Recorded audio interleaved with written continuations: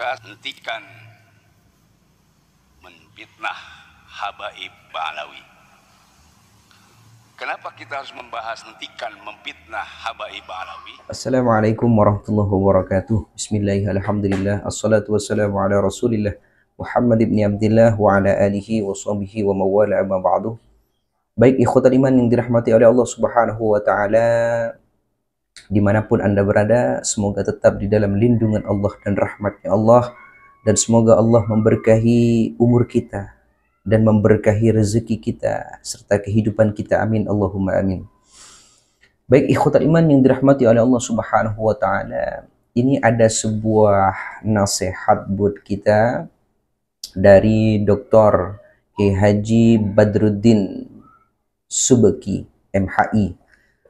Beliau memberikan nasihat untuk kita agar tidak terpancing dengan provokasi yang sifatnya mengadu domba. Termasuk salah satunya adalah jangan terpancing dengan tesis Kiai Haji Imaduddin Utsman, sehingga banyak orang di antara kita yang tidak paham dengan itu akhirnya saling membenci, saling mencemooh, dan saling menggunjing satu sama lain, baik itu di media sosial atau yang lainnya.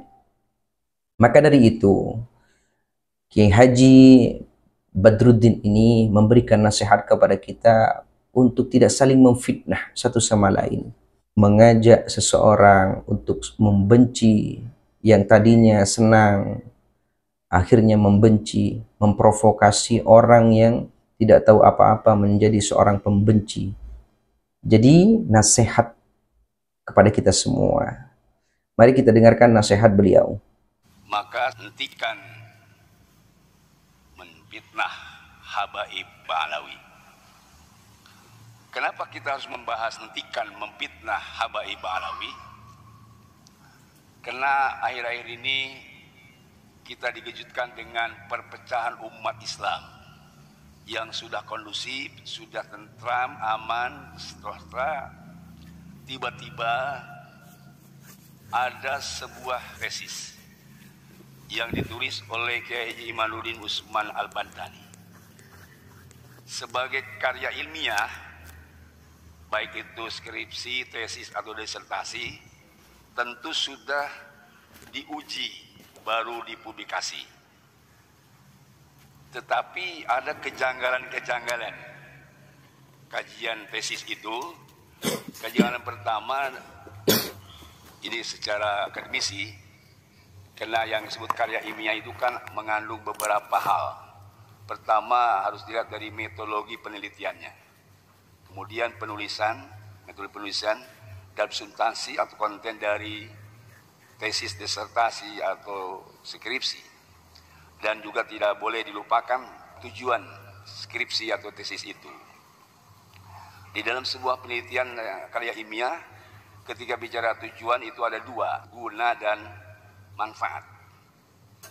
Guna artinya untuk seorang yang meneliti, kalau untuk S1, S2, S3, baik itu skripsi, tesis, dan disertasi, sebagai karya ilmiah untuk mempertahankan, itu gunanya. Sedangkan manfaat artinya untuk orang lain. Dan kemudian juga dilihat dari kejanggalan lainnya. Kok ini tiba-tiba munculnya kasus memfitnah tentang Habib Ba'alawi ini sebelum Pilpres. Kejanggalan berikutnya, ketika dia mengemukakan tesis Kiai Imaduddin itu, bahwa dia sampaikan tesis ini ditulis untuk keabsahan tentang habaib Ba'alawi. Artinya dia mendebat tentang sejarah habaib Ba'alawi yang sudah kondusif. Kejanggalan berikutnya, ketika diajak debat, justru dia menyampaikan informasi yang janggal. Ketika para habaib, abuya, para kiai kumpul untuk berdebat tesis ini, justru dia tidak datang. Alasannya karena ada ulama-ulama khos dari Jawa Timur istioro, lalu membuat surat dibawa oleh Sayyidul Fikar bahwa mimpi para ulama Jawa Timur, ulama khos, bahwa Kiai Imaduddin tidak boleh datang ke tempat debat. Dan kemudian kejanggalan berikutnya, siapa pengujinya tesis ini? Kalau memang pengujinya ada ketidakpahaman misalnya, atau ada sentimen sama dengan penelitinya, maka tentu akan menjadikan hasilnya tidak optimal. Artinya gunanya bisa batal dan manfaatnya akan tidak ada. Sebuah karya ilmiah tentu harus melihat guna dan manfaat. Kejanggalan berikutnya, penganut pengikut menyebarkan fitnah-fitnah dan kata-kata kasar. Habaib Alawi Jahannam. Sebagai pendukung Kiai Mauludin tidak pantas untuk menyebar fitnah. Banyak lagi kejanggalan-kejanggalan lain, ini yang ditemukan oleh Al-Fakir. Oleh karena itu, kita di sini mencari solusi yang terbaik. Intinya adalah untuk supaya tidak terjadi fitnah memitnah. Latar belakang kenapa surat Al-Ahzab ayat 57-58 dikaitkan dengan ayat 45 dan surat Al-Buruj kita bahas. Kita melihat teks-teks ini, ya. Misalnya, teks di ayat ini adalah yu'dunallah wa rasulah. Yang kedua, yu'dunal mu'minin wal mu'minat. Kemudian ada buhtanan wa ithma mubina. Ya, ini kalimat yu'dun ini tadi diterjemahkan menyakitkan. Hadirin rahimakumullah, saya akan jelaskan perbedaan antara ghibah dan buhtan.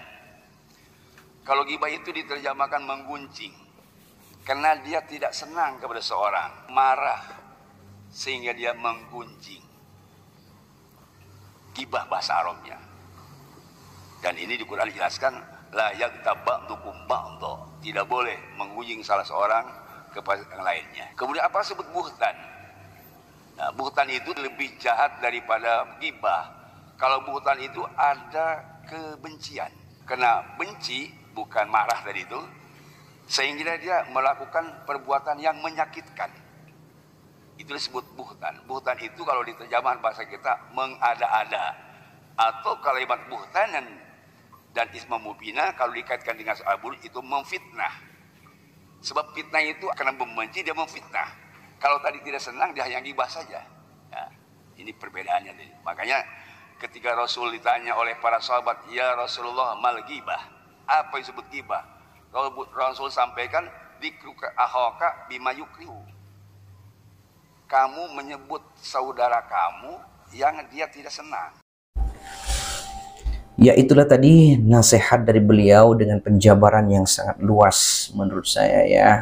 Ya, beliau juga menyampaikan tentang dalil-dalil yang ada dalam Al-Quran untuk kita tidak saling ghibah, tidak saling untuk memfitnah satu sama lain.